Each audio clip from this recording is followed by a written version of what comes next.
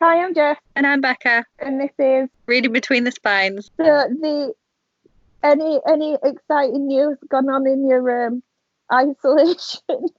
In my isolation, no, No, nothing's same. happened. Oh, Absolutely nothing, no. Has anything happened with you? no. There's not really been any book news either. The whole world's kind of stopped, hasn't it? Yeah. But I finished my third Harry Potter audio book, so we're getting there. Yeah. I didn't realise that I've been listening to it for like 3 months, God. I think.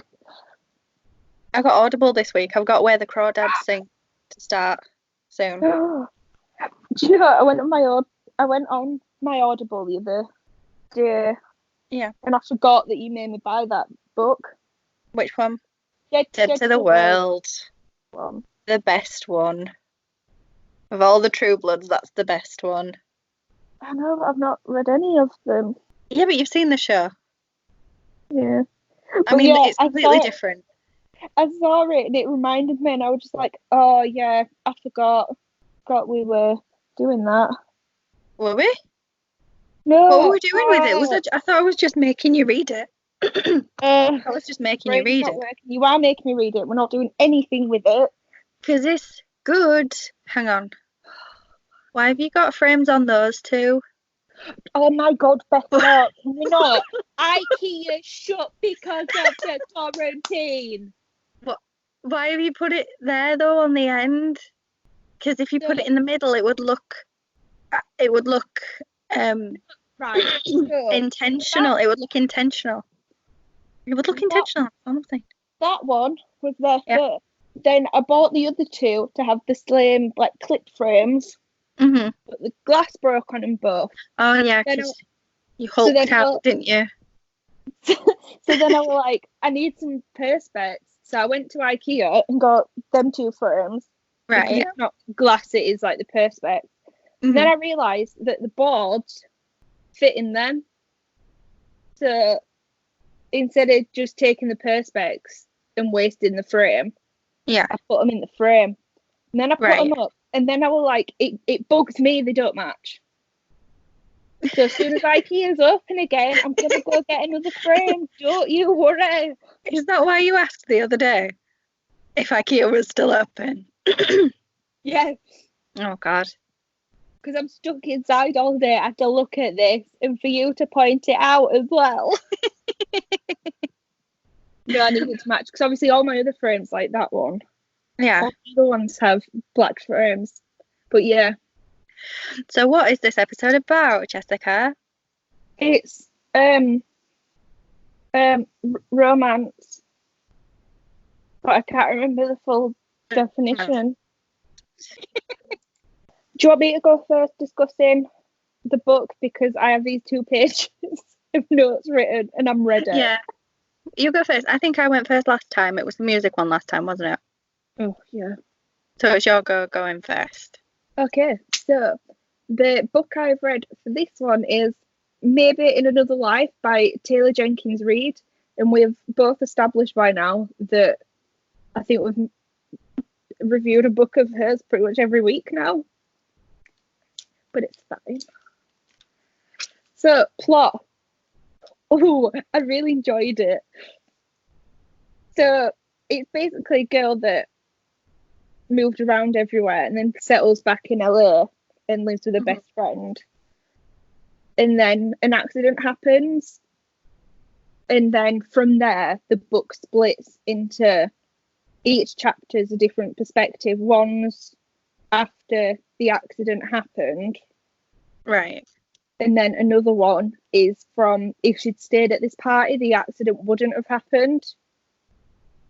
And it's kind of spanning out how a life would have been with either directions. But they do at the end become full circle and pretty much end the same.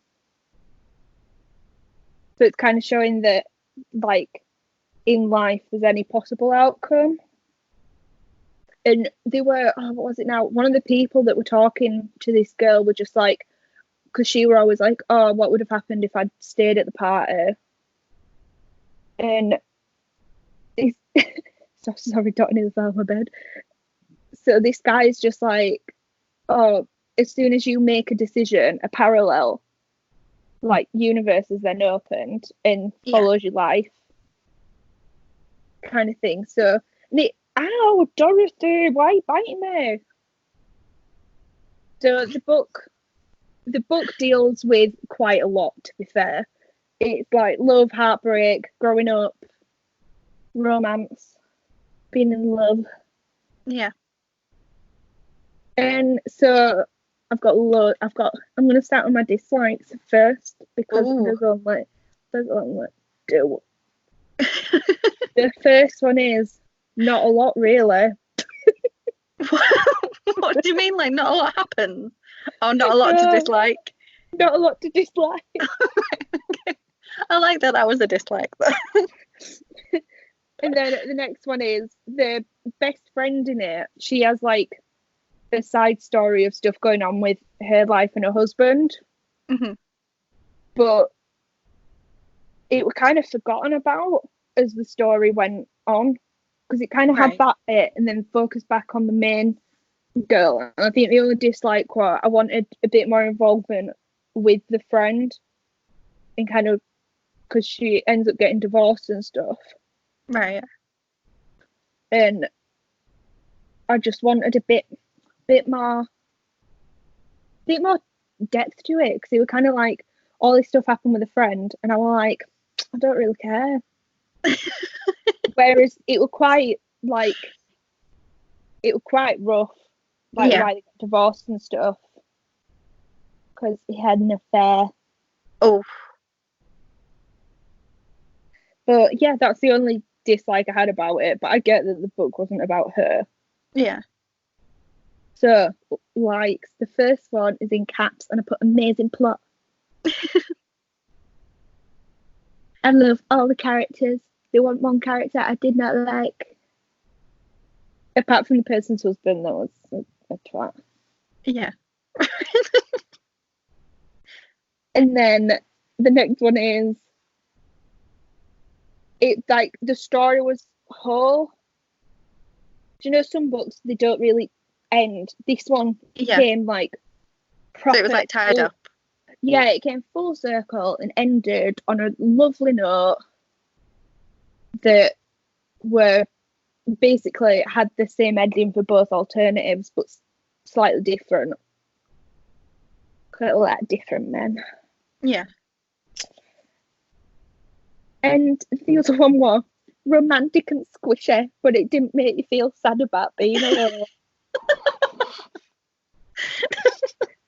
Squishy. Can we all guess what mood I was in when I wrote that? But yeah, bit worrying. It was romantic. All by myself. It was romantic. It was a typical romance book, but it didn't leave you feeling like, oh, I'm all alone. Like, you're more rooting for the main character. Mm-hmm. And like you like, for me, I don't know, it might affect other people differently, but for me, I was just like, oh, it actually has a nice ending. Everything's come full circle, and like you're happy for them. Mm-hmm. And I think that's why I enjoyed it, because I had the connection with the main character. Right. Yeah, loved it. 10 out of 10. Everyone should read it. Is it part of a series, or is it just like a standalone one? No, it's just standalone. All right. Because I didn't know that she's written quite a lot. She has. I found it on Amazon. It were one of the Kindle daily deals. Yeah. I've had it on there for about 6 months. And I finally got round to reading it, and I'm so glad I did. Yeah. Oh, mine's vomiting. Just a second. Yeah, it's a bad idea to eat a lot of plastic. Oh, sweetheart. Oh, that's disgusting. Yeah, that's just a chunk of plastic. Oh. Someone's covered in spit up. And it's not me. Olive. Got it all down herself. She's right, idiot. I don't know, why do you have a thing for eating plastic? Pepper does. Yeah, I've finished discussing. Wait. Oh, right. Oh, yeah. It's good. You should read it. And I've got another one of her books as well. I think I got that at the same time. Oh no, did I buy it? No, I don't think I bought it. It's Forever Interrupted. Right. Which I'll. Is that another romance one? Yeah. I'm just trying to catch up on all my like non-read actual physical books I've got. Yeah. I'm trying to do that, and then I keep getting books on the library, and then I've got Kindle Unlimited, and then I've got ARCs that I've got 2 more ARCs this week from NetGalley. Oh, well, with and me, then I've got I get sent books to read. Oh, you would too if you just reviewed the ones they gave you, which is the purpose of the website. Well, yeah. Well, the one that I've got today, the one that I've picked, that I did get that as an ARC. So. How did you? Yeah. It was really, really cute. Then? Well, it came out in June 2019. It's called Hart and Seoul by Kristen Burnham. And it's just a nice new adult romance set in America. And the main character is Merrily Hart, Hart, which is what it's a punny title, which you know it's going to be a good cute romance when there's 2 puns in the title, because it's Hart, which is her name, and Seoul, as in Seoul, South Korea. And by the look on your face, you've remembered that this is a K-pop book. And all I've been talking about for the past 2 days is Jimin going live on VLive, and then their Homefest appearance. Wait, was it called Homefest? Whatever James Corden did. But yeah, it's a really, really cute book. It's about a girl who she lives in a suburban neighborhood, and she breaks up with her boyfriend because drama, and then her next door neighbor's nephew moves in with her, and he's called Lee Hyung Kim, and he's just moody and don't want to talk to anyone. And then he comes over to borrow a cup of sugar because it's America, and that's apparently a thing that happens, which I've never ever known it to happen ever in real life here, but maybe it does in America, I don't know. And she doesn't know anything about Korea, and she doesn't really talk to her neighbor who's his aunt, so she's never talked to her much before. And then they start hanging out, and they start being friendly, and then her boyfriend's like, oh, who's he? And she's like, oh, he's just my friend. And he's like, oh, I'm her boyfriend, because he just wants to create drama. And she's like, what are you doing? And he's like, it'll make him jealous and blah blah blah. So it's one of those kind of cute things. But then they'd go to, what did they go to? I think they go to a Korean barbecue restaurant, because I don't know, why not? And then there's a screen behind him that shows music videos and stuff, and she's like, oh, he looks a bit like him. And then it turns out he's a K-pop idol who's hiding in suburban America because of some scandal. So it's cute. Stop shaking your head, Jess. It's a really, really cute book. Thing is, if it wasn't like a K-pop thing and it were like some other like big superstar, I'd be all like, so you said if this was One Direction fan fiction, you'd be all over it. But because it's K-pop. It was just really cute. Can you imagine me reading it and how cute I'd find it? Yep. It's adorable. Sorry, I'm just relocating my name, so. Yeah, but it's really cute, and I think there's going to be a sequel to it as well because it's a nice romance. There's a nice resolution. But yeah, so the management company don't want anyone to know where he is. That's why they sent him so far away to a relative that no one knew about in the media. So that's why he's there.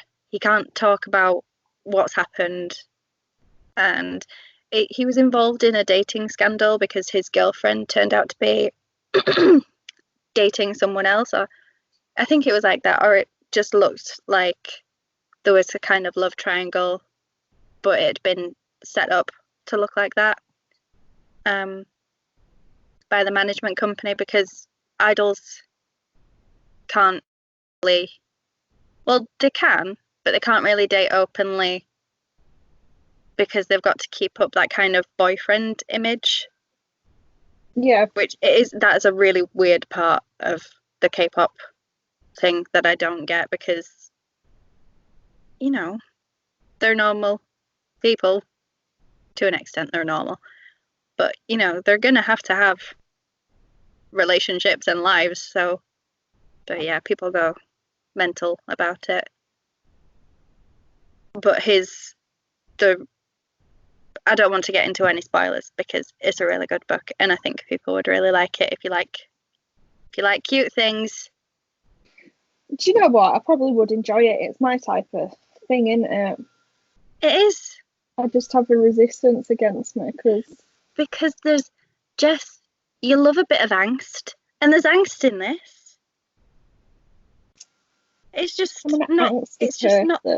It's just not the overall theme, which is quite nice, because sometimes it's the overall theme and that's all you get in a book, and it's like, oh, I get it, but now I'm depressed, and that's not what you need. It was such a dig at Twilight. Oh my god. Those books are exhausting because she's just like, oh, I'm just gonna sit here and read Wuthering Heights under a tree for like 3 bloody books, and it's not necessary. You don't need to, do you? It's the second one that's the worst after he's left her. Yeah, because that's all she does. She just sits on a blanket reading Wuthering Heights, which, fair enough, but when your life is a Wuthering Heights fanfiction, you don't need to do that. It's like, we get it. You don't have to keep hammering this point home. We already know that you're going through for Wuthering Heights fanfiction, which makes 50 Shades of Grey Wuthering Heights fanfiction. And I don't think Emily would appreciate that.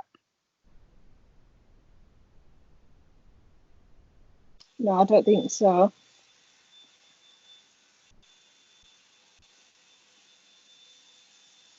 I've only read the first 50 Shades of Grey book, so I don't know in depth what happens in there, but I don't think that a lady like Emily would approve. No, the last 2 are the better ones out of that trilogy. Mm-hmm. I've just given them away though to the charity shop. So I'm gonna clear out. I'm sure they're very thankful.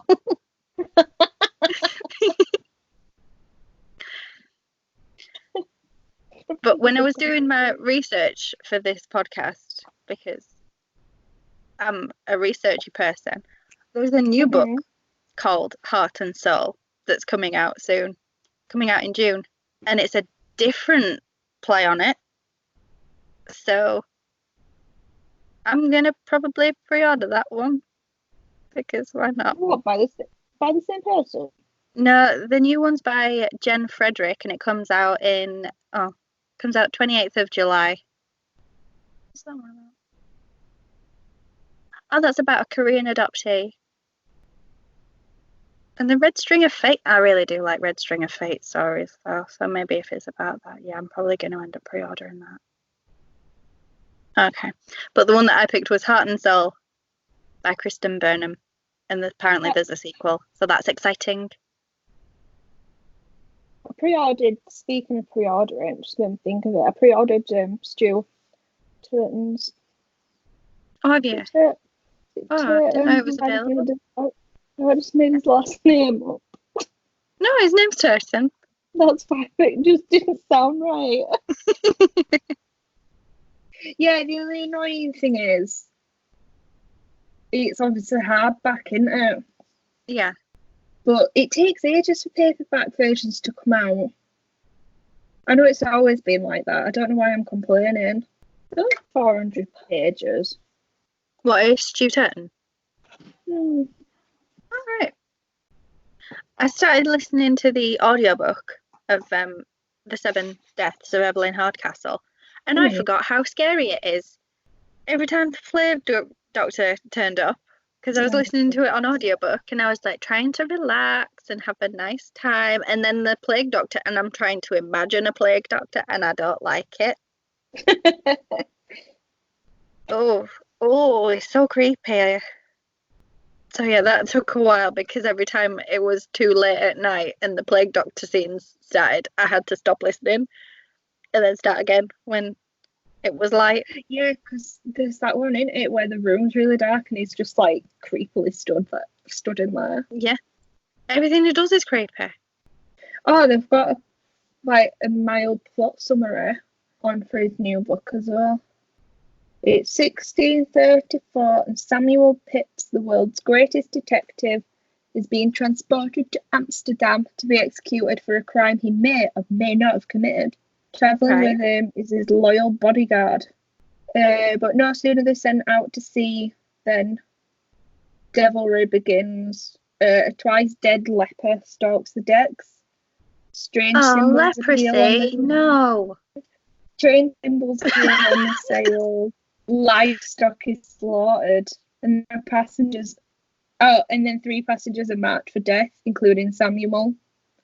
Oh. Could a demon be responsible for their misfortunes? With Pepys imprisoned, the bodyguard has to solve the mystery that connects every passenger. A mystery that stretches back into their past and now threatens to sink the ship, killing everybody on board. God, he's amped it up a bit, hasn't he, from last time? I'm glad it's only 400 pages and all. Oh God, I'm just going to imagine that guy, from It. That leprosy guy. Yeah. Not the leprosy, not that guy. Leprosy. Even though that's what I think about when I hear the word leprosy. I kind of want it to be linked though to. No, because then the plague doctor would show up, and I'm not down for that. I just told you how scary I find him. No, but you know what I mean. I don't want it to be like linked, but because obviously in 7 Deaths he made the point to show that it's like a prison thing, isn't it? Yeah. I just feel like it should be. It probably will do it. Just be like, this is just another alternate prison thing someone's in. Because if not, I feel like he's kind of gone into details and then not. I don't know. But yeah, that's available for pre-order now. That's the only book news there is, and it's out the 1st of October. Our book news can't just be updates on Stuart Turton's life. Because at least 2 of these episodes, he's been the news. And we've already fangirled over Laura Purcell. I was just about to say, is our gal Spooky Purcell put anything on? I think she's got a new guinea pig. Do you want to quickly wrap it up? Bye! And that is where our episode will come to an end for this week. I hope you've enjoyed listening, and Becca's had to get off, so she has given me the sole responsibility of finishing off the episode for everyone. Our theme for our next episode is going to be, I'll say murder mystery, murder thrillers, that kind of genre. I know it's a wide span, but because we're both going a bit stir crazy in isolation, we can broaden off a little bit. So it'd be interesting to see what we both bring to the plate. we're hoping there's not going to be any more delays in recordings. It's just we've been converting to working from home and getting things set up, and it's just all been a bit of a crazy shambles at the moment. So we're back on it, crack on, and keep on bringing everyone content to bring some joy and peace to the world, even if it's just for 20 minutes. And if you'd like to find us on social media, we have Twitter and a Facebook group. Please feel free to follow and to join. So thanks again for listening, and we'll catch you next time. Bye!